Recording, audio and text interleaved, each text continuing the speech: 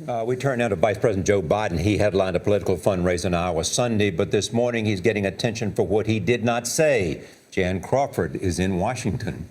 Jan, good morning. Well, good morning, Charlie, and good morning, Nora. You know, Biden, well, yeah, he tried to play it cool yesterday, even made a point of asking, why are these reporters here? But then he went on to talk a lot about Joe Biden, and not a mention of that other potential 2016 contender, Hillary Clinton. In Iowa, it sure looked like Vice President Joe Biden was in campaign mode, even working the crowd after his speech.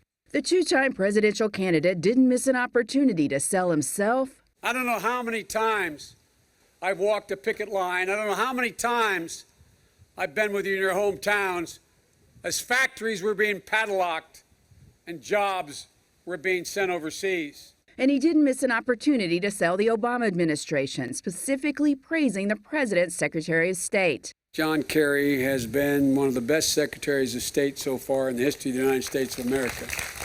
Of course, Kerry's predecessor, notably unmentioned by Biden, was none other than Hillary Clinton, whose supporters are pushing a 2016 bid and already have organized in Iowa.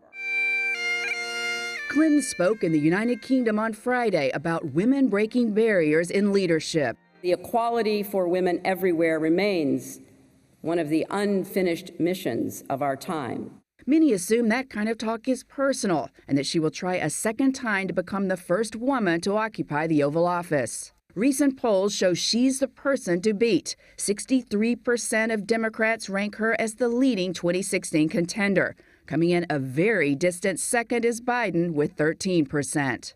But Biden is not saying he will step aside, at least not yet. In an interview earlier this summer, he said, "I can die a happy man never having been president, but it doesn't mean I won't run."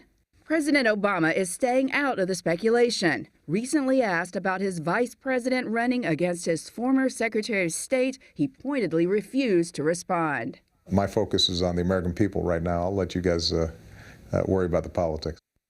Now, some top Democrats are saying, look, there is no way a Clinton-Biden head-to-head race is going to happen, that eventually one is going to hold the door open for the other. But it's early, and Charlie, Nora, right now, it looks like that could take a while.